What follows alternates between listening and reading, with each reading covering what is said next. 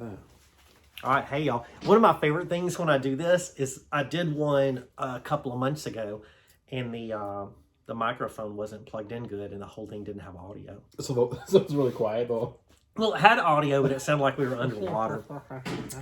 Hey, y'all, I've got Jake here from Classic Daily.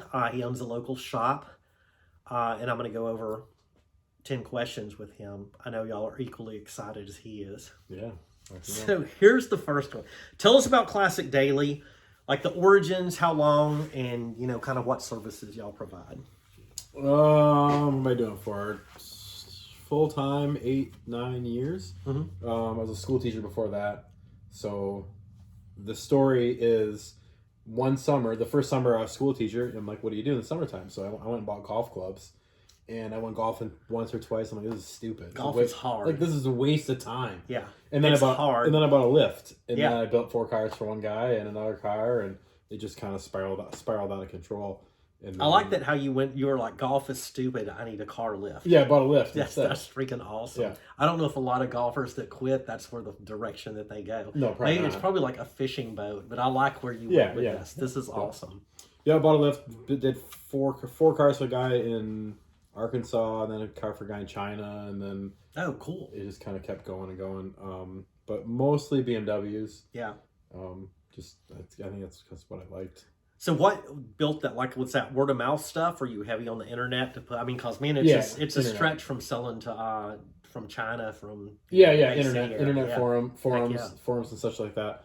Was posting stories and explaining it as we went along. That was kind of it's kind of the teacher in me. So for sure. Yep. That is awesome.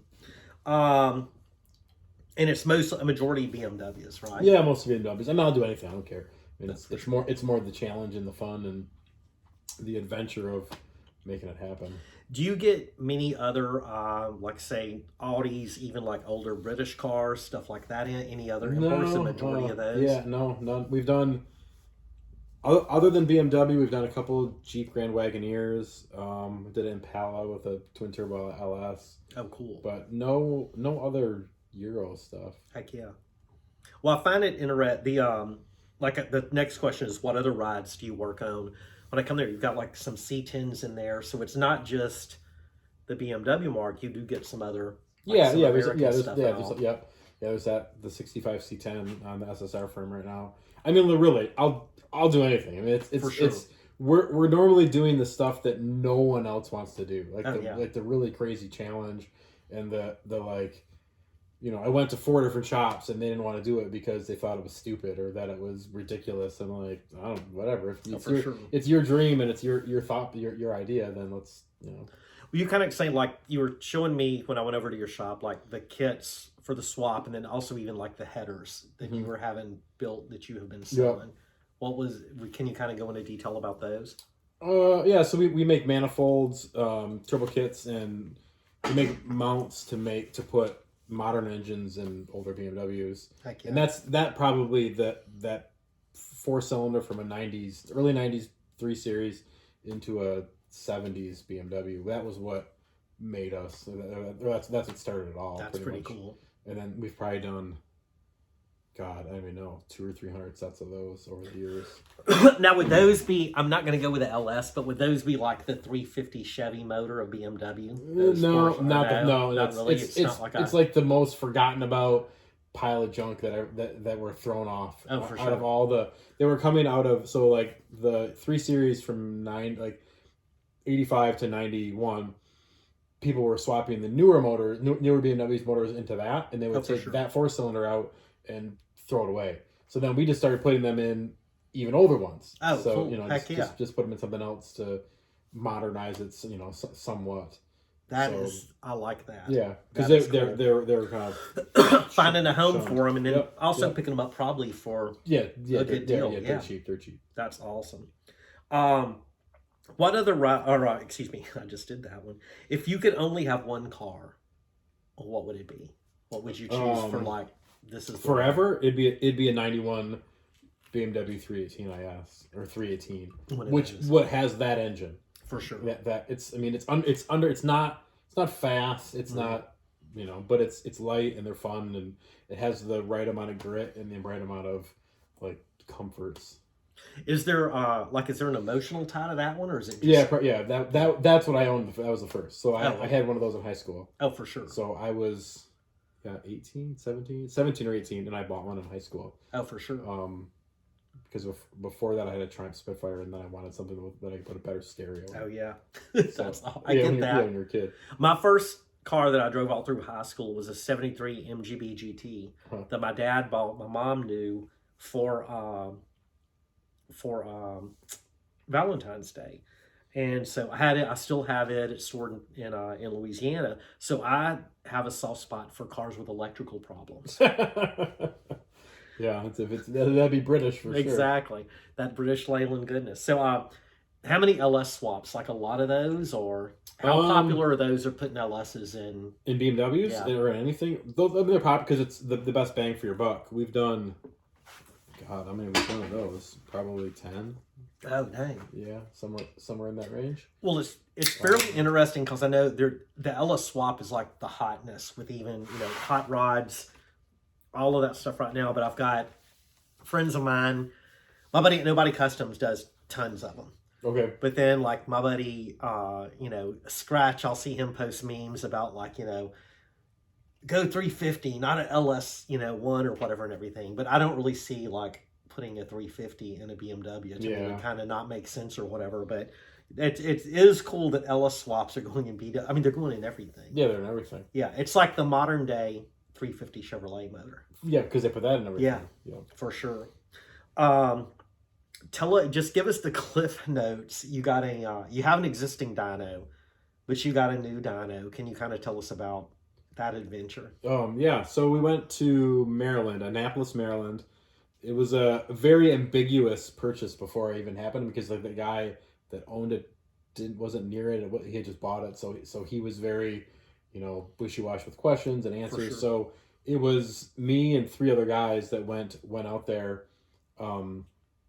truck and trailer and a little bit of a plan, and then we had to get this 12,000 pound piece of equipment onto a trailer with no fork truck, with no no anything, with just a plan. Oh, for sure. Yeah, and then and y'all moved that from the location it was to a gooseneck with how many guys? Yeah, with 4 dudes. Yep, me and 3 other guys onto a gooseneck, and then 600 miles back. Heck yeah! And then unloaded it at the shop here. Yeah, neat. It was an adventure. I mean, that's kind of the key. I mean, with anything we do, it's very much the experience. That's always kind of been my go-to. Is that's the important part, the experience and the fun and sure. the learning part. Yeah. I'm big into like the story part of it. I love stuff with the story behind it. What's, and also I love that thing. I think you had told me maybe that was a NASCAR. Well, originally or built for that. Yeah, the Dino jets back in that era were that was like the NASCAR thing. Oh, for sure. Yeah. So it's got a sticker on it that says the official Dino NASCAR. Oh, heck yeah. As far as racing, are you into NASCAR, drag racing, Indy? Sport bike? Is there any kind of racing that you watch, or you kind of... that I watch? I've been really watching F1 a lot. Dude, that is insane. There's a series on Netflix. If you have Netflix, I've been watching. It's called Drive to Survive, and it follows all these drivers, and it's for sure. F1. I mean, I think if I follow anything, it goes in spurts. Like I was watching a lot of rally for a while, and now F1. It's mostly in the morning. I ride bike, so I sit in the house and I try to not be fat. Oh, for sure. So you got to burn off calories somehow. Mm-hmm. And so then I've been so that's exciting because it's actually it's so I was watching a ton of rally, and then now I've been really F1 stuff. The F1 it's like rocket ships. Yeah, they're insane. Those things are terrifying. And the money it's nuts how fast they're going and what the whole process. I'll tell you though, what it is equally terrifying is the rally guys. Holy shit, man! And I'll tell you, I'm not a fan of like roller coasters and shit like that. Okay. I'm just not I don't want to do that order. But I cannot imagine being a navigator in a rally car. I would just be throwing up all over the fucking instructions, the dashboard, out the window, just everywhere. Just going. Yeah, it's insane. And there's a guy that I used to follow. I'd watched a couple of series about the like Paris to Dakar, and it's his name's John Buffman. Okay. He's old school dude. He drove like those first Audi Quattros that were all wheel drive. Okay. So big Pikes Peak guy. He's from New England. My buddy Eagle, he watches these videos, whatever. He's from Connecticut, and I'm like, dude, this dude's like in your home state. And he was just a low key dude, but he was just terrifying.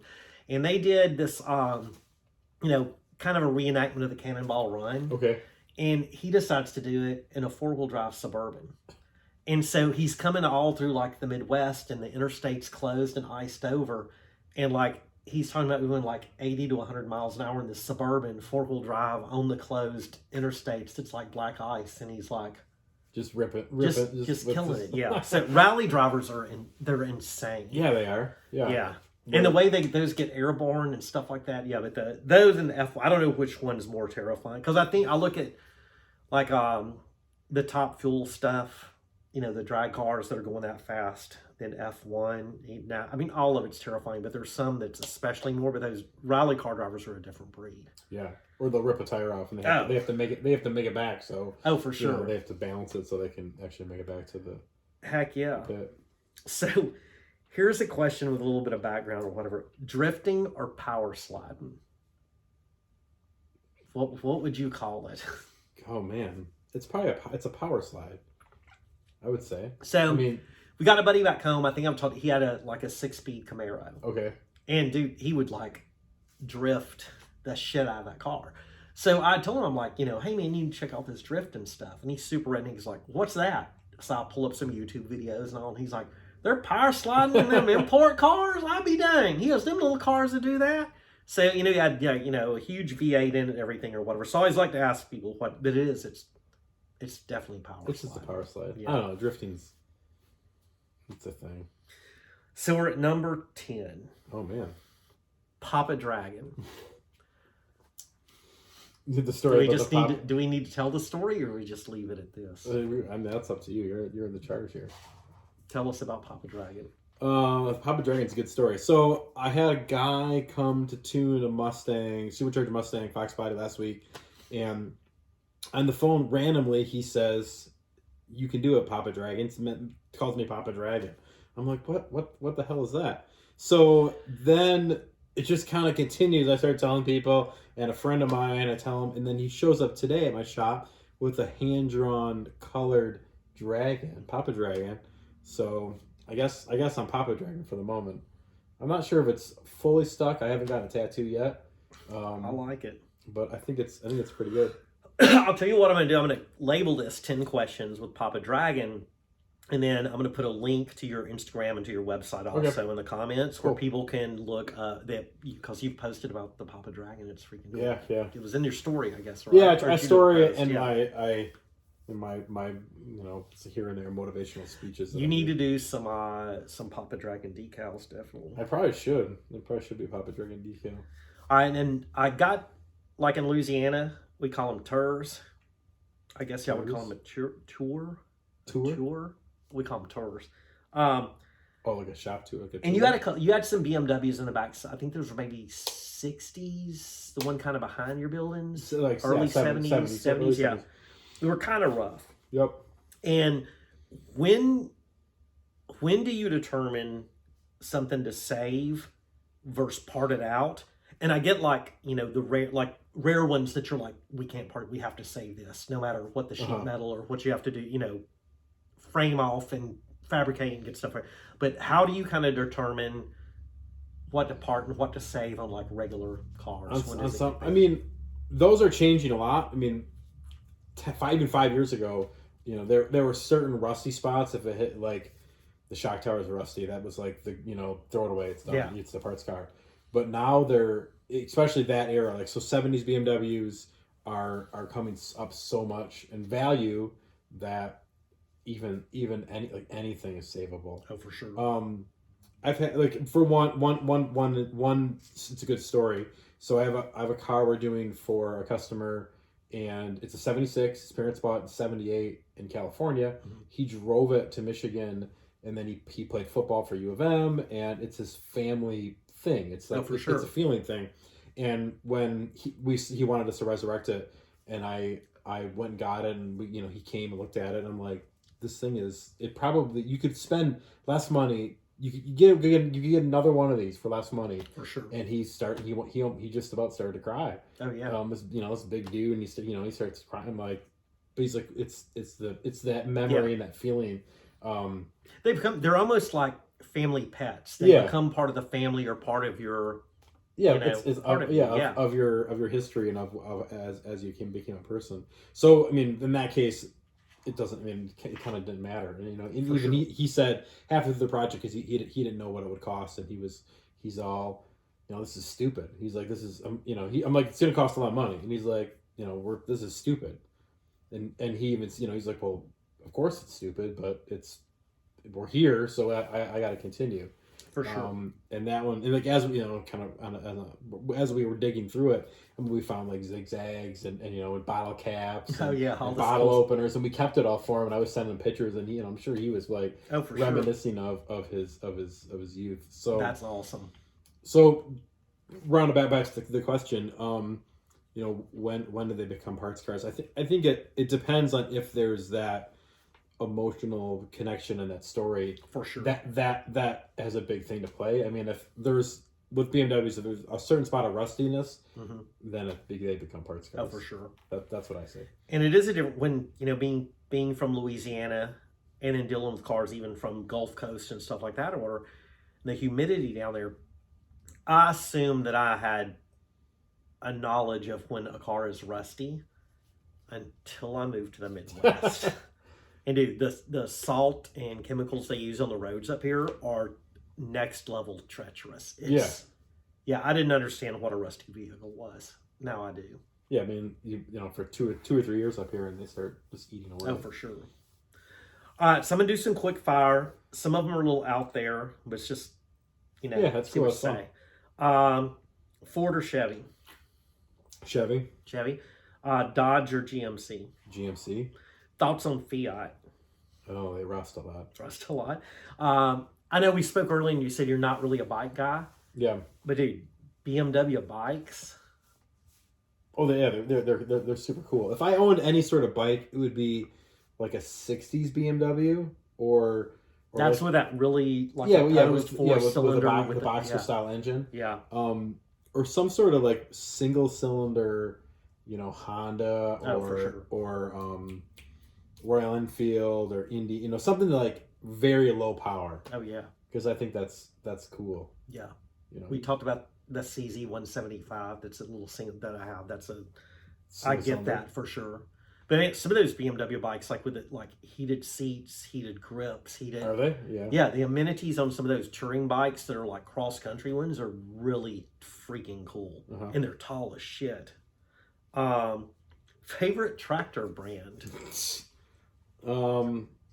Favorite tractor brand. I don't know a lot of tractors. I would say what's the Ford 1N? That's the the Ford. Well, there's an 8N, 9N. They're just the basic. Simple basic tractor. It's like the Model T of tractors. Yeah. Yeah. There's actually a YouTube video of a guy in Sweden, and he takes one of those and he puts like a Volvo turbo motor in it. Yeah. And he's just ripping around in his backyard. Oh my god. It's really good. That sounds amazing. So yeah, probably Ford, something like that. Very simple. You got to have the like basket, whatever that kind of seat is. For sure. The There's one around here someplace. Sure. I don't know where it is. Scale of 1 to 10, how annoying are geese? Oh gosh. Not very annoying. 2.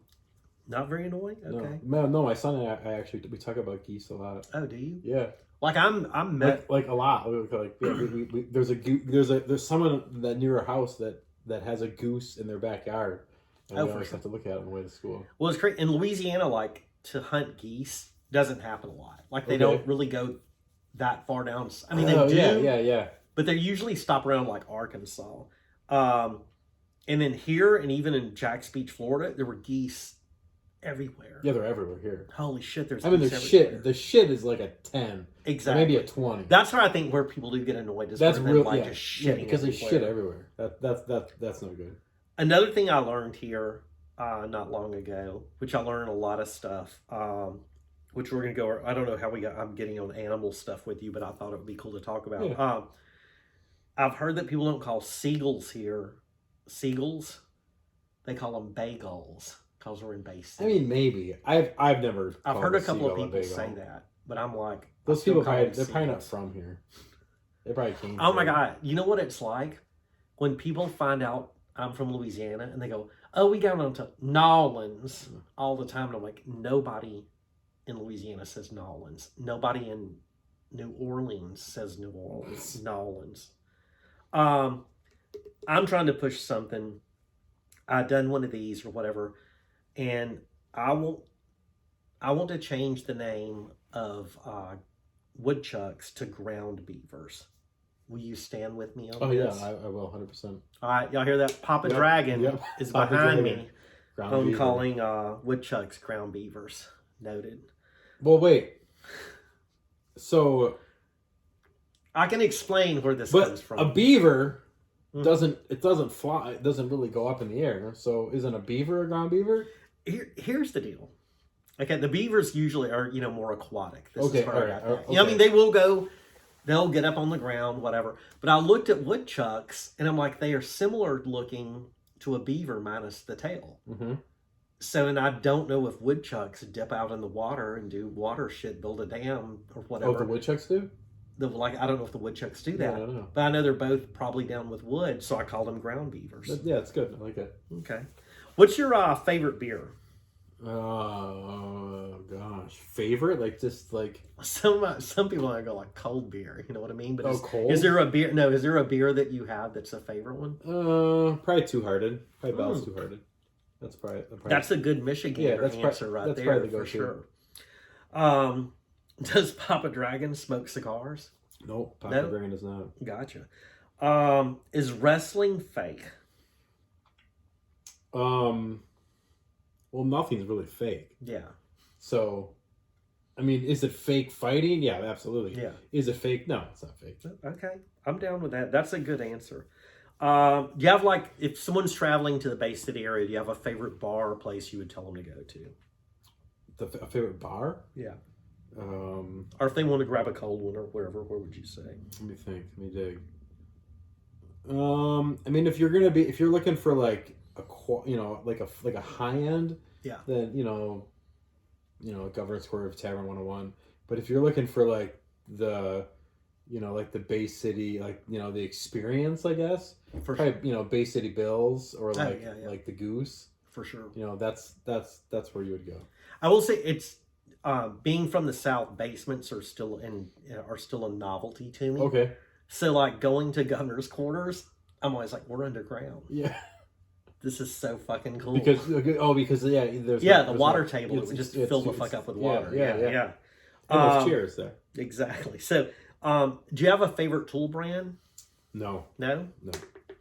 Okay, so, and this is kind of a question instead of a quick fire or whatever, instead of a commentary. You and me have this in common or whatever about liking old machinery. You have some really cool stuff. A 1937, is it a do-all? Yep, do-all. Yeah, bandsaw, vintage milling machine, stuff like that. How do you, what are your thoughts on old machinery versus new stuff? I mean, I gravitate a little bit towards it because I'm kind of cheap. For sure. So that might be one of the reasons. And I like buying low and then putting my own self into it and and kind of rehashing things. I think that's one of the reasons. But I think there's the really old stuff from the 30s and 40s and up through there is far superior. Oh, for sure. I think the modern in the past 10 years is probably surpassed now that stuff. But from 1980 to probably 1990 or 79 is probably just all trash. Yeah, more and more plastic. Yeah, lots of plastic and lots of it was all made and was sold and did you ever go to the the tool store, the two tool shows that were in mall parking lots? Yes. Yeah. Yes. And that's all junk. Oh, for sure. Yeah. A lot of Chinese made. Yeah, Chinese or I mean, and I think the Chinese stuff is better than it was 20 years ago. But I was just talking about this with my like daughter and son-in-law. Called. They just bought a house in Austin, and he's like, "I need a toolbox. I need this. I need that." So they're talking about he like very handy. He is. Okay, yeah. He come. Well, that's a whole different story. He's Sicilian dude. He comes from a family that's all plumbers. Okay. It's very interesting. Just like Mario. Yeah, we'll talk about that off camera. Yeah. But I told them, I'm like, hey, like, I'm not a fan, not knocking like Harbor Freight stuff because I have some of that stuff.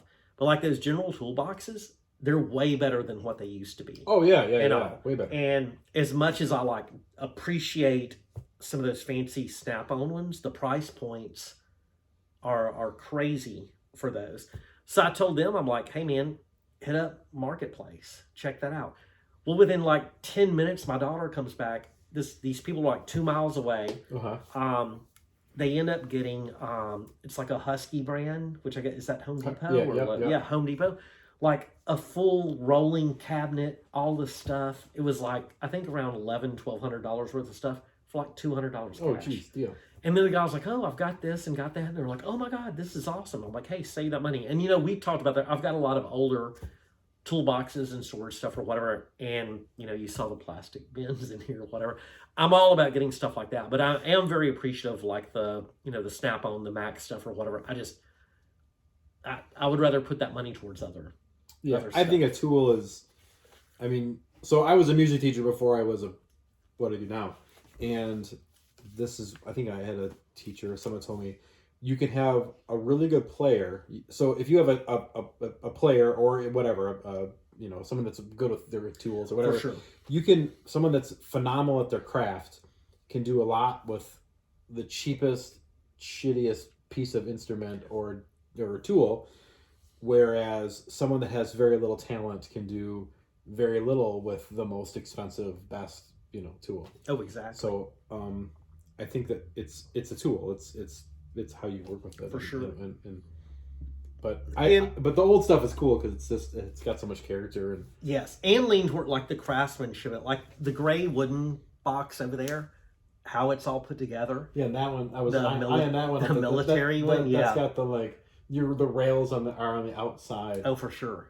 It's like in the Remington one up above, the little filing one or whatever is super. Like those are much cooler than those plastic bins that are setting up there. And also, I do appreciate the workmanship and craftsmanship that was put into stuff like because some dude made them, and that was what he did. I mean, for sure, for sure. I mean, and, the plastic stuff that's pumped out by a machine. Yeah, no one cares, and you can get that anywhere. Yeah, and the older stuff does just look cool.